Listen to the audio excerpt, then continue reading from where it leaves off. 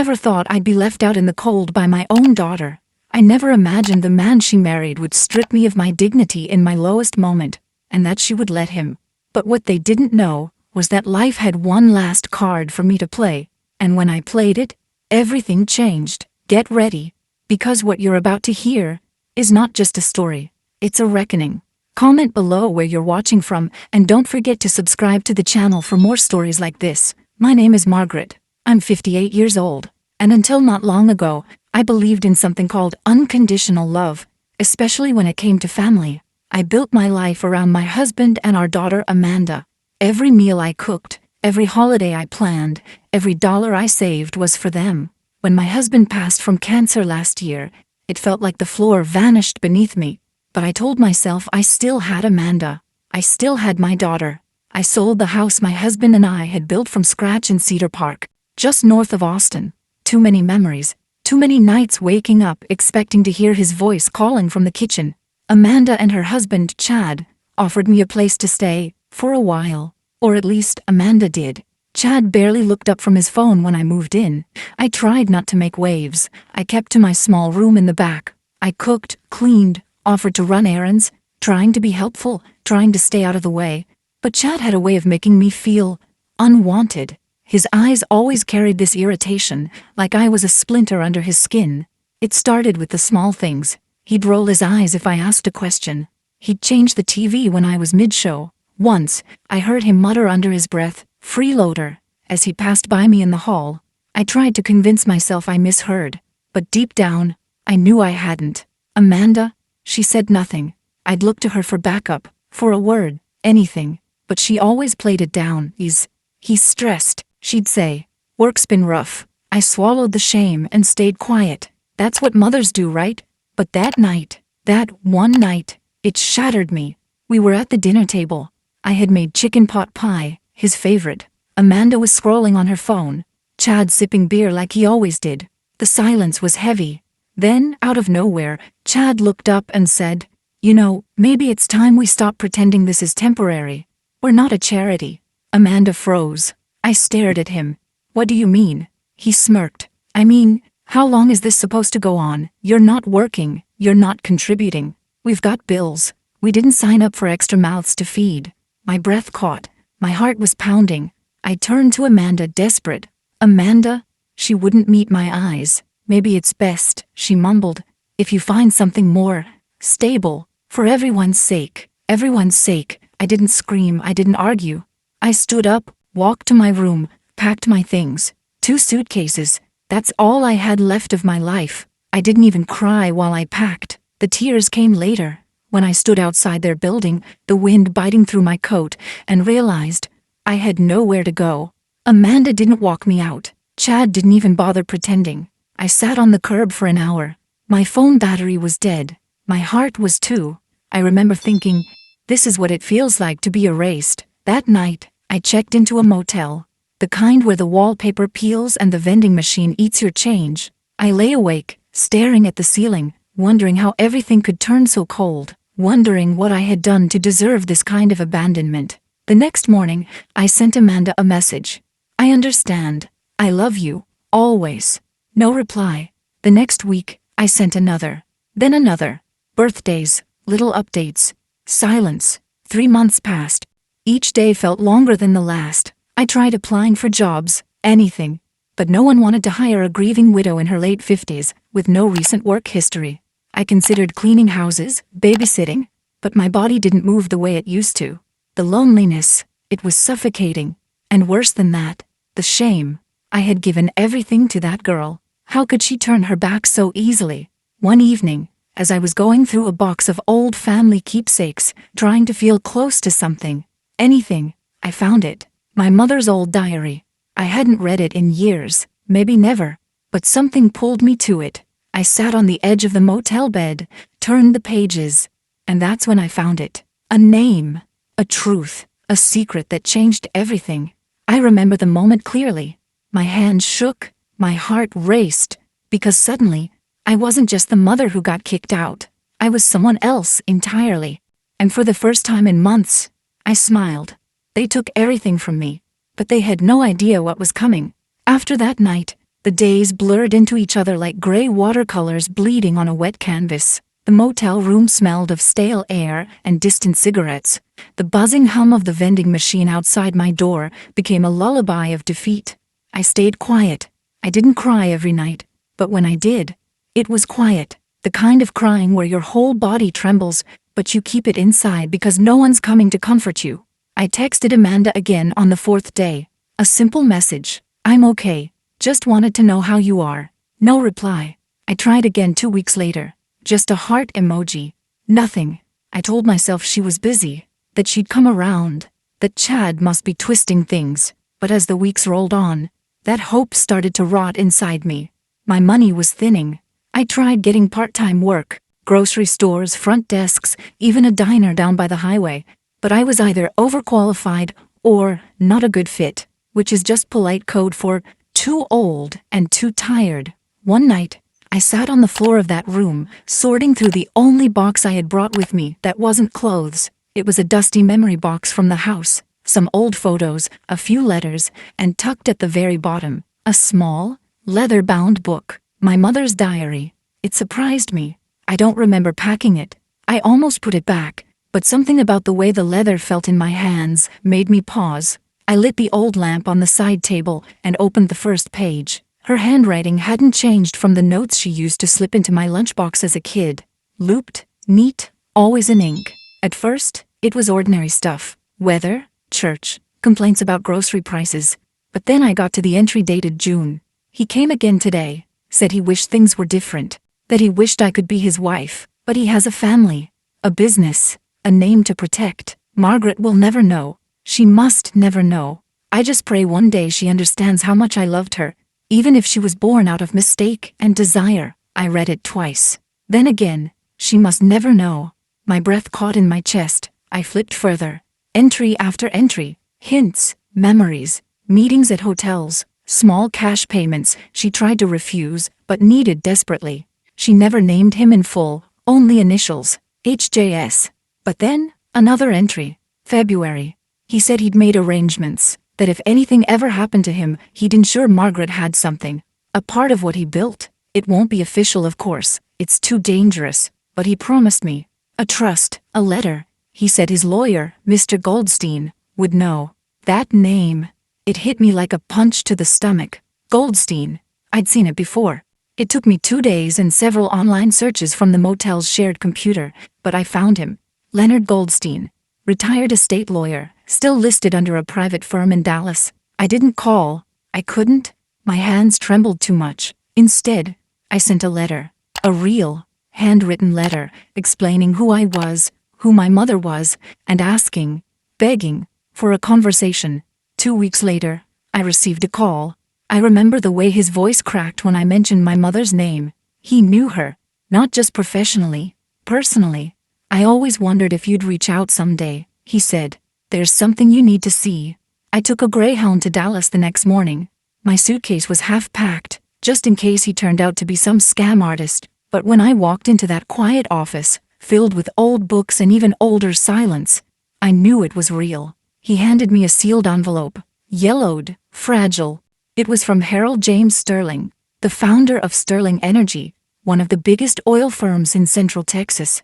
A man I'd seen in newspaper clippings all my life. A man with a family, a reputation, a legacy. The letter was addressed to my daughter, Margaret Louise. I couldn't read the whole thing in one go. I cried before the second paragraph. He admitted everything. The affair, the regret, the silent love, and then the promise. In the event of my death, I have insured a portion of my personal assets, untraceable through my estate, are to be delivered to you via Mr. Goldstein. You are my blood, and though I was too much a coward to claim you in life, I claim you now in death. Mr. Goldstein slid a folder across the table.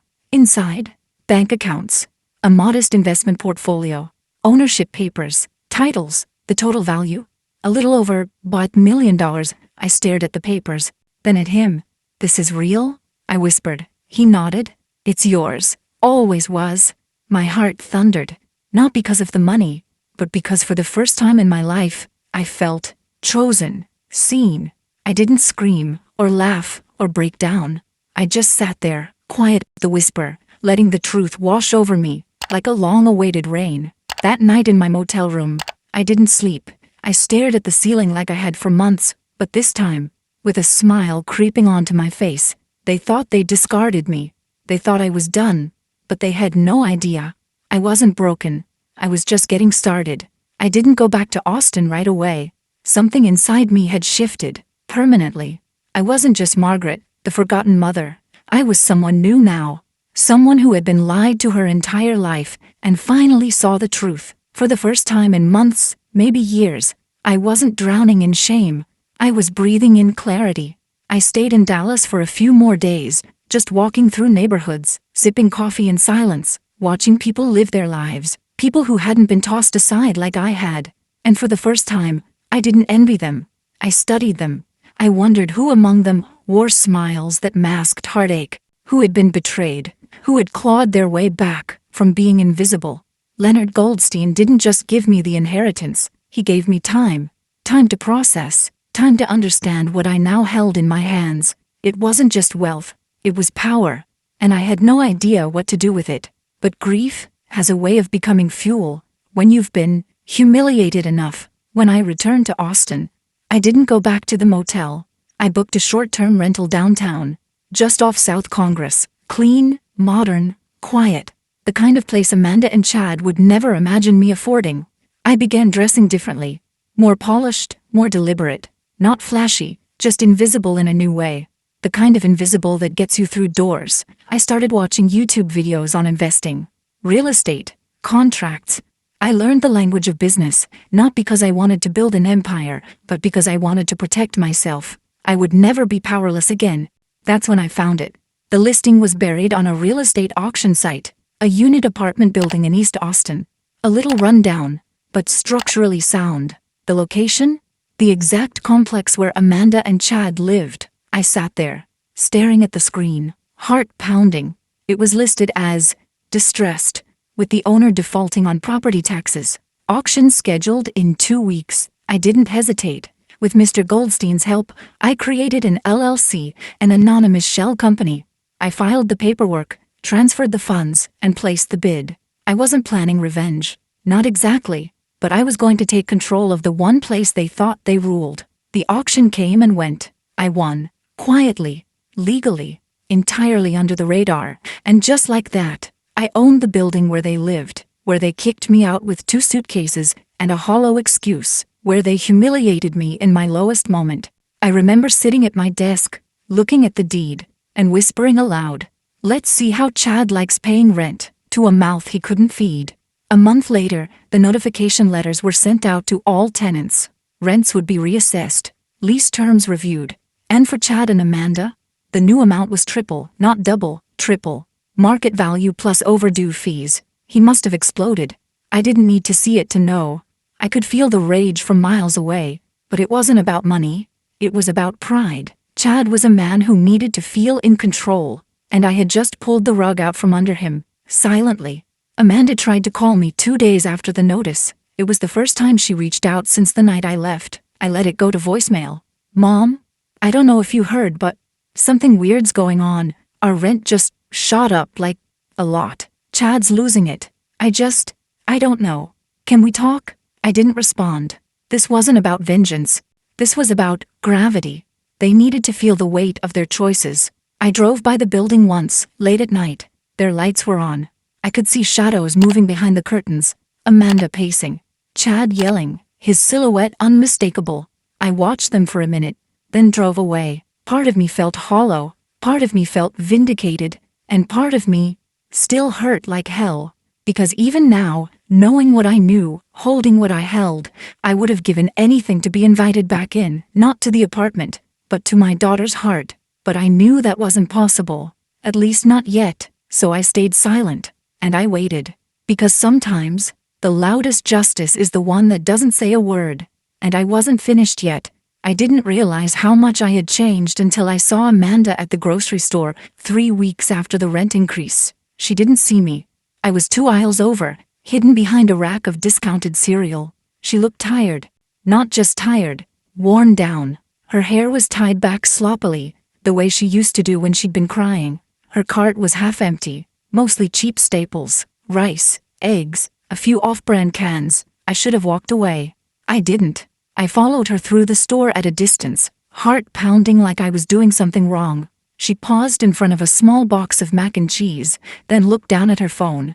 A text from Chad maybe. Her shoulders sank. She put the box back.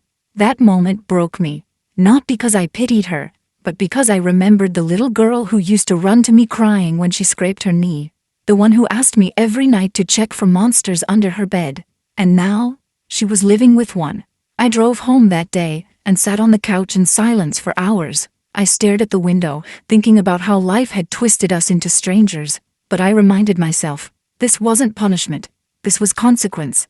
And consequence was long overdue. I had plans now. Not just the building, but a quiet, slow chess match. Every move calculated, every step thoughtful.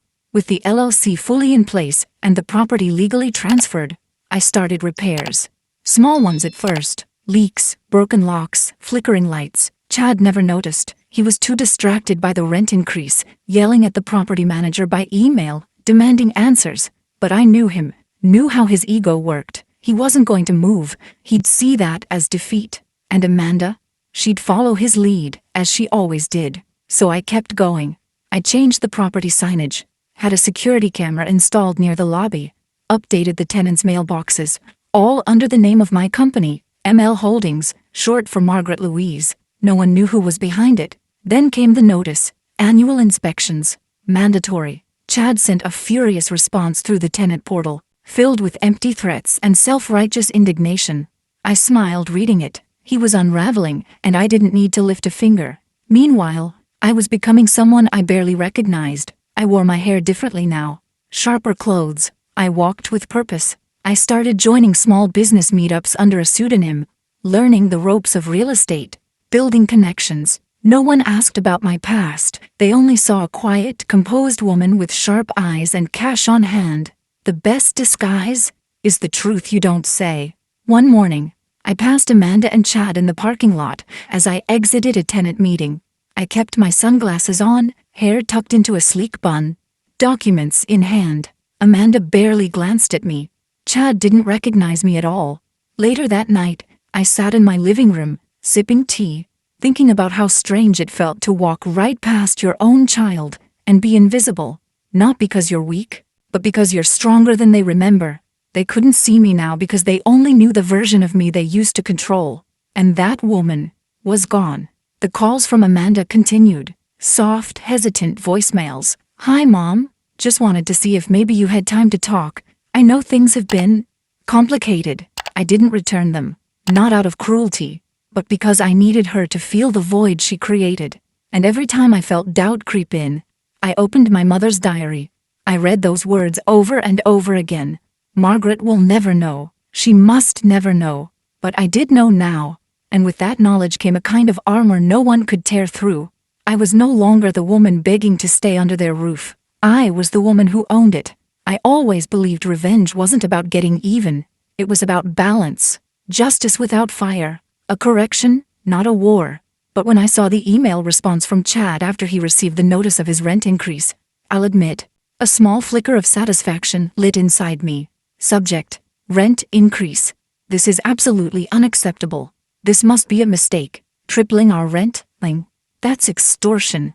I demand to speak to whoever owns this dump. We've lived here for 3 years and never been late once. This is robbery. He signed it. Chad D. Harmon, like his name meant something. I read the email 3 times and then forwarded it to my property manager with a simple note. Please respond using standard clause C regarding market rate adjustments. No special exceptions. Chad wasn't just angry. He was stunned. His arrogance never made room for the idea that someone could outmaneuver him. He'd become so used to being in control that the idea of answering to a faceless landlord drove him mad. Amanda tried calling me again that same night. The voicemail was different. No pretense. Mom, I know you're not picking up, but I really need to talk to you. Things are rough right now. Chad's upset. He's taking it out on everything. We're trying to figure things out. I miss you. I do. Her voice cracked at the end. For a moment, my fingers hovered over the screen. I could call her back. Tell her it would be okay. that I'd fix everything. But I didn't, because it wasn't okay, and I couldn't keep fixing the messes she helped make. Amanda had let him throw me out like I was nothing more than a bill they couldn't afford, and now that the pressure was on her, she remembered how to dial my number? No, let her sit with the silence a little longer. The next week, I authorized additional upgrades on the property. New exterior paint, hallway lighting, landscaping improvements. Chad's rent wasn't just a punishment, it was funding improvements for the other tenants. That was the irony. Everyone else benefited. He just couldn't see it. He began leaving angry notes under the office door. The water pressure sucks. Trash is piling up.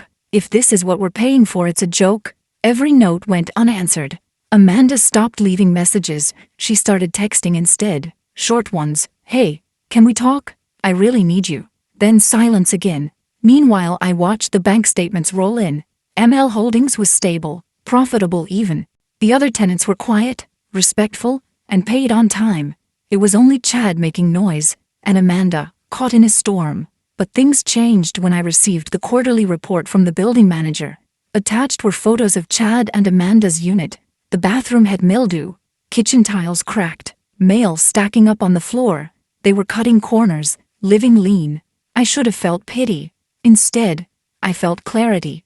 This wasn't just about rent. It was about power.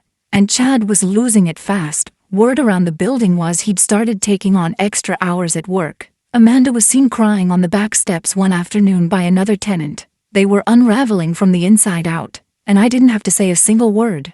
That was the part I kept coming back to. For so long, I was the one begging to be heard, begging Amanda to see what Chad was, to see what she was becoming by standing beside him. Now, they were choking on their own silence, and I was watching from above, literally. My new apartment overlooked their courtyard, different building, higher floor, safer neighborhood, a view they could never afford. I didn't watch them all the time, just enough to remember that I wasn't crazy, that I hadn't imagined the betrayal, that what they did to me deserved consequences. And yet, despite all that, some nights I still found myself sitting by the window, holding my phone, staring at Amanda's last message. I really need you. The woman inside me, the mother, ached. But the woman I had become, she knew this was only the beginning. I always thought heartbreak came in loud moments, slamming doors, shouted words, public scenes. But the real heartbreak, it's quiet. It comes in the form of a voicemail you don't return. A message left unread. The silence between you and someone who once called you, Mommy. The calls from Amanda stopped. The texts slowed. But the damage on her end only seemed to grow. From what I gathered through the building staff, the tension in their apartment had turned into open hostility. Chad was snipping at everyone, refusing maintenance requests, and demanding unnecessary inspections, looking for someone to blame. Amanda, I was told, looked like she hadn't slept in days. I didn't rejoice. I didn't celebrate. This wasn't about watching them suffer. It was about something far more painful. Watching the daughter I raised willingly stay in a cage and call it love. One afternoon, my property manager sent over a report after a noise complaint. The neighbor downstairs had heard a heated argument, shouting, something about losing control, and, "This is all your fault." Chad had stormed out, and didn't come back until the next morning. Amanda stayed locked inside the apartment the whole night. Lights off, curtains closed. I waited. Not for Chad, for her. It took 2 more days, 2 long, aching days. Then, just as the sun was dipping behind the trees one evening, my building's intercom buzzed. "Hi, this is Amanda Harmon. I was wondering if my mom, lives here?"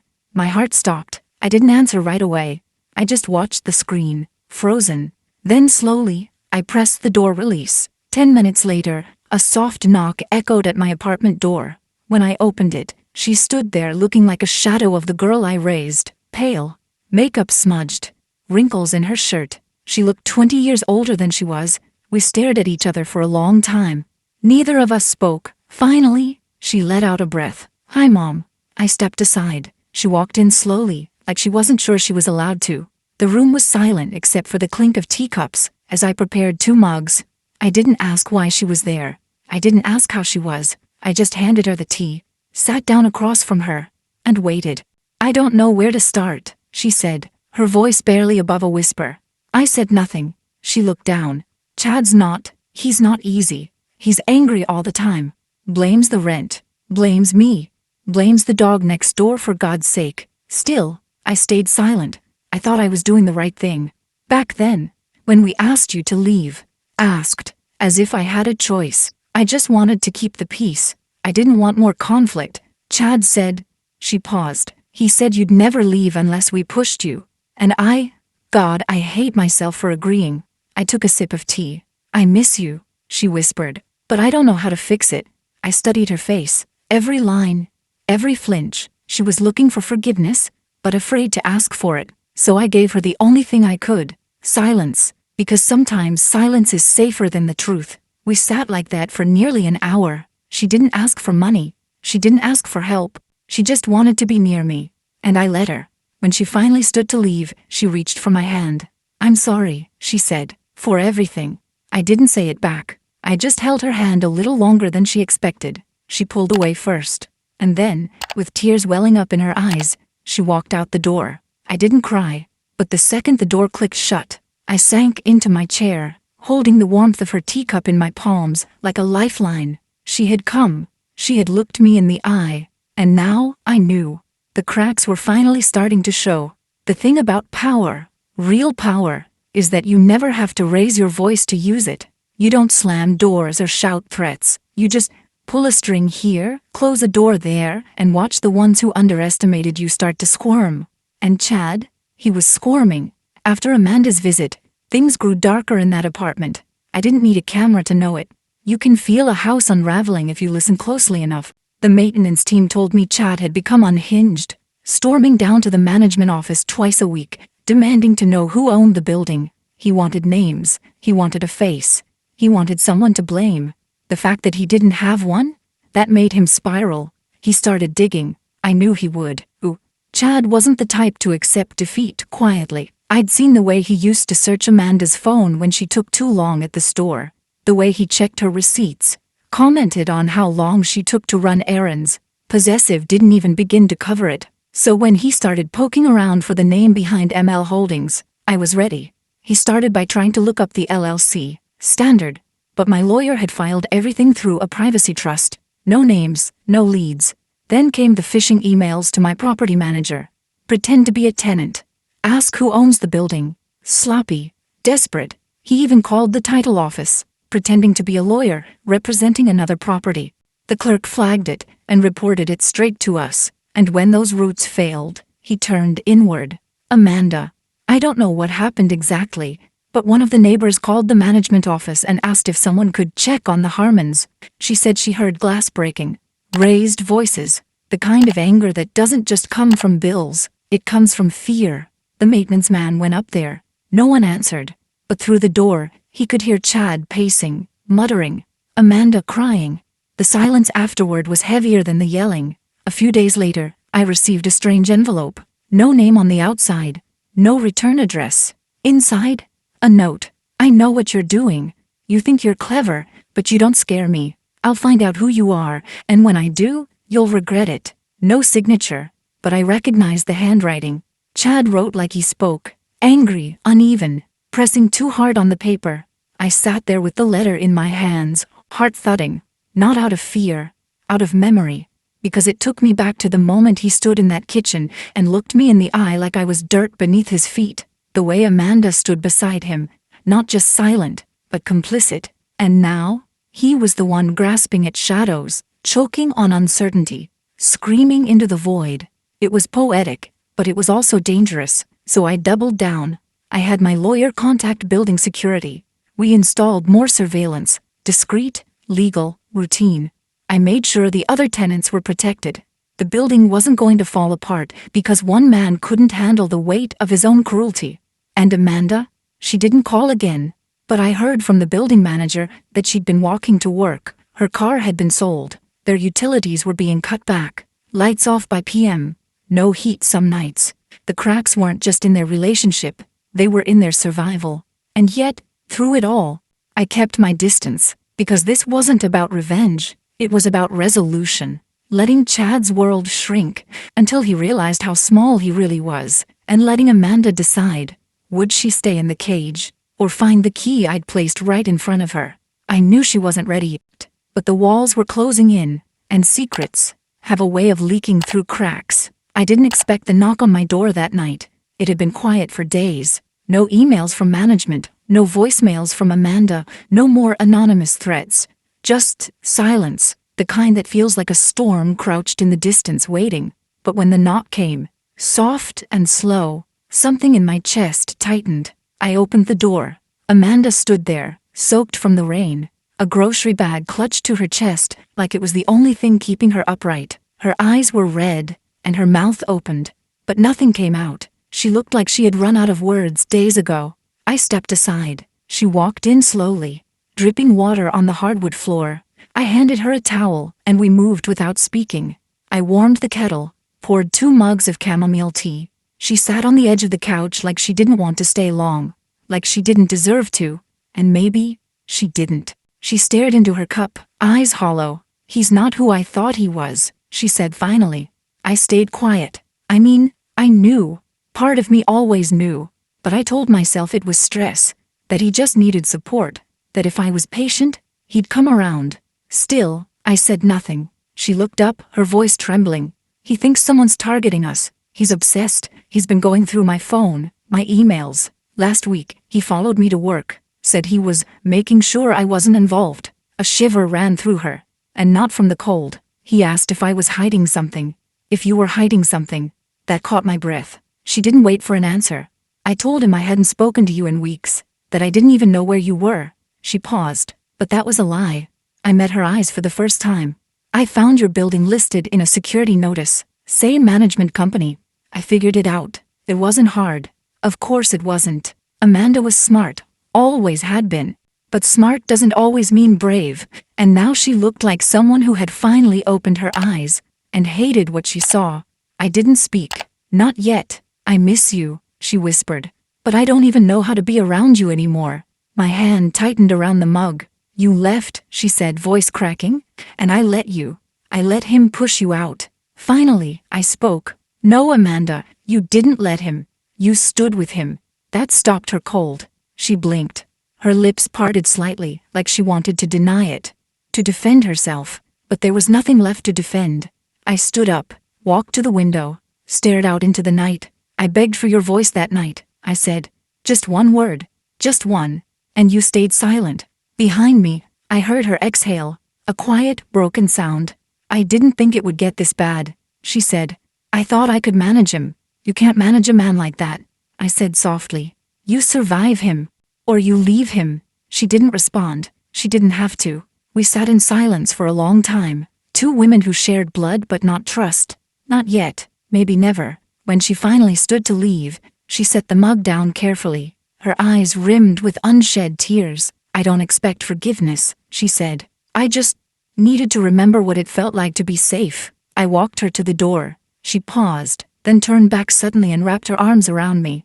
I didn't return the hug at first, then I did, but gently, cautiously, like someone trying to hold a memory without letting it slip through their fingers. When she pulled back, she didn't say goodbye. She just looked at me one last time, and left. And as the door closed behind her, I felt something shift deep in my chest. Not forgiveness, not yet, but the faintest flicker of something that might one day grow into it, if she let it.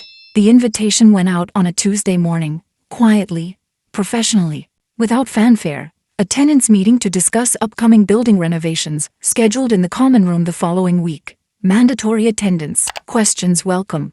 I knew Chad would be there. I knew he wouldn't be able to resist. He wanted a name, a face, someone to point a finger at. He had no idea he'd be walking right into the hands of the woman he discarded like a broken appliance. The day of the meeting, I arrived early. I wore a charcoal gray blazer and dark jeans. Simple, elegant, unrecognizable. My hair, now in soft waves, brushed my shoulders. I looked nothing like the woman who once begged for a sliver of dignity at Amanda's kitchen table. The common room filled slowly. Tenants trickled in, some curious, others annoyed, most indifferent. And then came Chad. He stormed in with the swagger of a man expecting confrontation.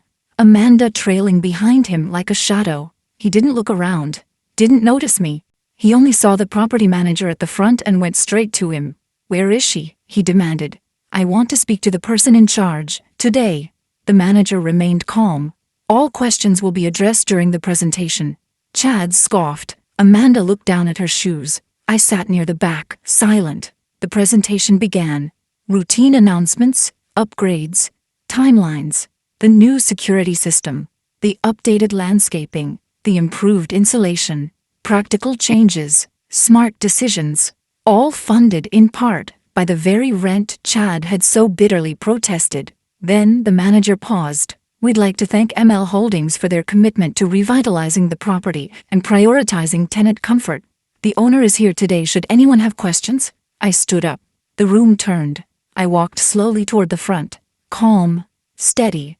Every step a quiet drumbeat in my chest. Chad's face twisted in confusion, then disbelief. Amanda's mouth parted in shock. I turned to the room.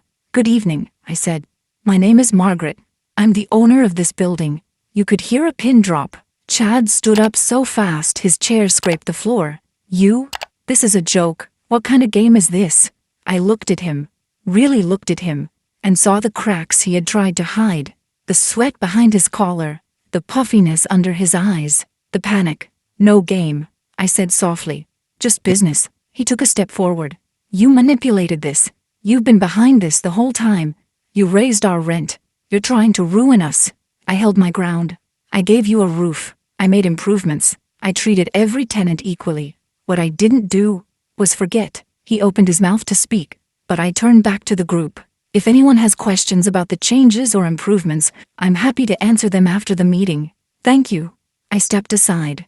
The meeting resumed, but the tension never left the air. Chad didn't sit down. He just stood there, trembling, furious. Amanda sat with her hands clasped tightly in her lap, eyes wide and wet. When the meeting ended, tenants came to me, shaking hands, asking questions, thanking me. Some had suspected. Most had no idea. Chad waited until the room emptied. Then he marched toward me. "You think you've won," he hissed. "But this is nothing. You've made an enemy." I stared at him, eyes level. "No, Chad. I didn't make anything. You did. The day you looked me in the eye and treated me like I didn't matter." Amanda stepped between us. "Chad, stop." He turned to her, shocked. "What did you just—" "I said stop," she repeated louder this time. "She's not your enemy. She never was." "You are?" He looked at her like she'd struck him. And in a way, she had. Amanda turned to me, her voice trembling. "I didn't know, I swear, about the building, the money, any of it." I nodded. "I know. Why didn't you tell me?" "Because you had to see it, not just hear it." She blinked back tears. Chad scoffed, stepping back. "You two deserve each other." "No," I said quietly. "She deserves better." Then I turned and walked away. And for the first time since that awful night in their kitchen, I felt something shift inside me. Not revenge, not satisfaction, but power, quiet, firm, and entirely mine. Amanda showed up at my door again 4 days later, this time holding something in her hands that made my knees buckle the second I saw it. A book, faded leather, corner torn, the spine barely holding. My mother's diary. I opened the door without a word. She stepped in, eyes wide, her breath shaky. "I found it in my closet," she said. "The last time I visited you, you must have left it behind." She placed it on the coffee table like it was sacred. And for me, it was. I read it. My heart stopped. I wasn't trying to pry. She rushed, but I recognized her handwriting. I was looking for something that made sense. Silence fell between us like a curtain, heavy, still. "I didn't know about Harold Sterling," she whispered, "or the money, or the trust, or any of it." I nodded once, slowly. "I didn't know either, not until I had nothing else to lose." Her voice broke. "Mom, why didn't you tell me? Why did you let me believe you were helpless?" I looked her in the eye, and for once, she didn't look away. "Because I was helpless. The night you closed the door on me, I didn't have a plan. I didn't have money. I didn't even have a place to cry where someone wouldn't knock and tell me to keep it down." Amanda winced. "I found the diary at my lowest point, when I was counting coins to eat dinner, when I hadn't spoken to anyone in a week. That diary, it didn't just tell me who I was. It reminded me that I mattered, that my mother didn't just love me. She fought for me, silently, without ever being able to show it." Amanda sat down, hands clenched in her lap. I don't know how I became the kind of daughter who could do what I did. I keep asking myself that. Over and over. I walked to the window, stared out at the street below, the quiet hum of life passing by. You didn't become her all at once, I said. It was small choices, letting things slide, choosing peace over truth, believing love meant loyalty, even when it hurt. She stood and walked toward me. I've left him. The words hit the air like a bomb. He tried to go through my things again, my laptop, my bag. I told him no, that was it. He screamed, packed a bag, and left, said he'd be back. I changed the locks the next day. I turned to her stunned. I don't know who I am without him, she admitted, voice trembling, but I'd rather find out than keep disappearing. A silence passed between us, thick with everything we hadn't said. Then she looked down at the diary. You didn't deserve what I did, what we did. I can't fix that, but I want to try. I walked back to her slowly, sat down beside her. I used to dream about hearing those words, I said, but when you say them now, they don't fix the past, they rewrite it. She looked at me confused. I held her hand gently. You see me now. That changes everything. We sat there together for a long time. The kind of silence that doesn't hurt, but heals. The kind that comes after truth has finally had its say. Before Amanda left that night, she paused at the door. You didn't raise me to be weak, she said. I just forgot how strong you were. I smiled softly. No, I said. You didn't forget. You just stopped looking. And now she was seeing everything. Not just who I had become, but who I'd always been. When the email came in from Chad, I almost didn't open it.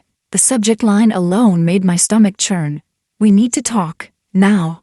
I read it, slowly, carefully, his words sharp, frantic, and dripping with desperation. I know everything. About the building, about the inheritance, about your little secret with Sterling. You think you're clever? You think you can ruin my life and walk away smiling? Let me make something clear. If you don't undo this, I will go to the press. Your name, your mother's affair, everything. Let's see how your precious reputation holds up when everyone knows what kind of family you really come from. I stared at the screen in stunned silence. He had finally connected the dots. Somehow, through Amanda or his own digging, he'd discovered the truth. But I wasn't afraid, because I had planned for this moment since the day I bought the building. I forwarded the email to my attorney. By the next morning, Chad received a cease and desist letter. In it were records of every threatening message he had sent to the property office, the falsified documents he tried to submit under a fake law firm, and the tampered emails we had quietly traced back to his IP address. There were tenant complaints, maintenance sabotage logs, and even audio clips of his rants from public spaces around the building. We didn't need to press criminal charges. Just one defamation and harassment suit was enough. He panicked, and I knew it, because Amanda called me 2 days later. He's gone, she said, her voice shaking. Packed up while I was at work, left a note saying he was being hunted, said you ruined his life, he ruined his own. I said quietly. Amanda was silent. Then, I'm sorry. Again, for ever thinking he deserved my silence. You were scared, I replied. I've been there. Fear makes you small. But you don't have to stay that way. It wasn't long before Chad tried to retaliate, posting vague rants on social media, implying corruption, betrayal. He never named names. He couldn't afford to. Not after the second letter from my attorney threatened legal action for every word he published. He went quiet after that.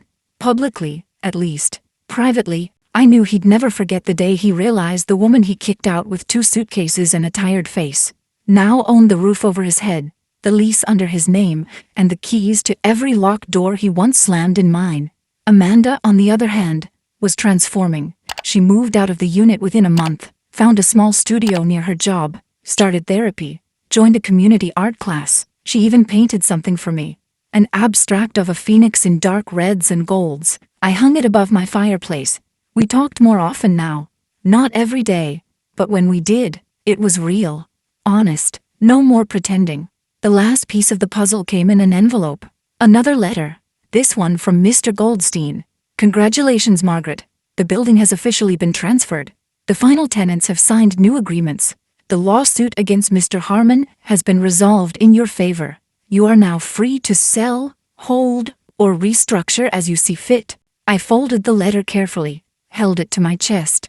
This wasn't just about money, or property, or revenge. This was about truth. about reclaiming my name, my story, my strength. The next morning, I called a realtor.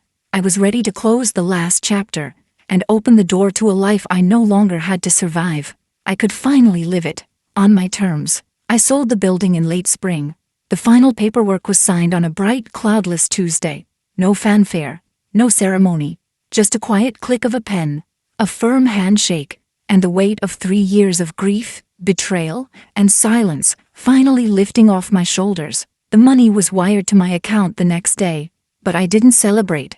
Instead, I wrote a check, a large one. Half of the proceeds went to a local shelter for women and children in crisis, the kind of place I wish I had known existed the night I stood on that curb with 2 suitcases and no one to call.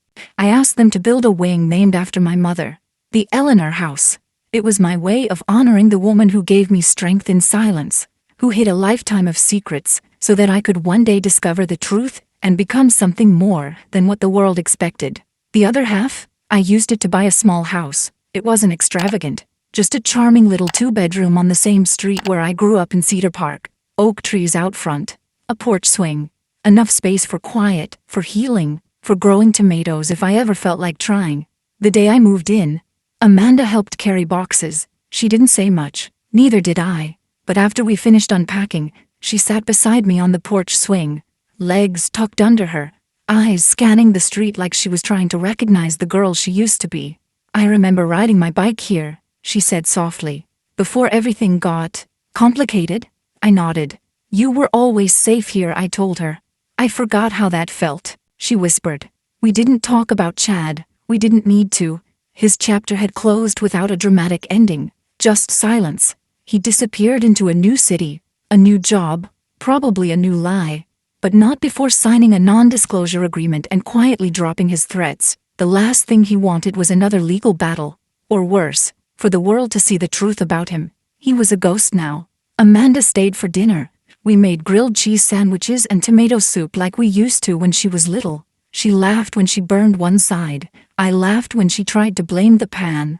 It was the first real laughter we had shared in years.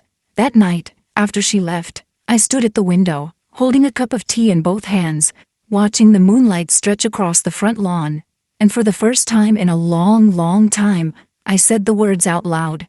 "I forgive you," not to Amanda, to myself, because that was the hardest part, not rising from the ashes, but learning that I was never the fire they tried to extinguish. I was the spark they underestimated. They taught me that silence was weakness, but I learned how to weaponize it. They tried to erase me, and I became someone they could never forget. I sat down on the couch, opened the diary one last time, and tucked a note inside for Amanda to find someday. "You don't need their love to be worthy. You don't need their approval to be strong. You only need the truth, and to never, ever forget who you are." The clock ticked softly in the background. My tea grew cold in my hands, but my heart, it was finally warm. I didn't need to scream.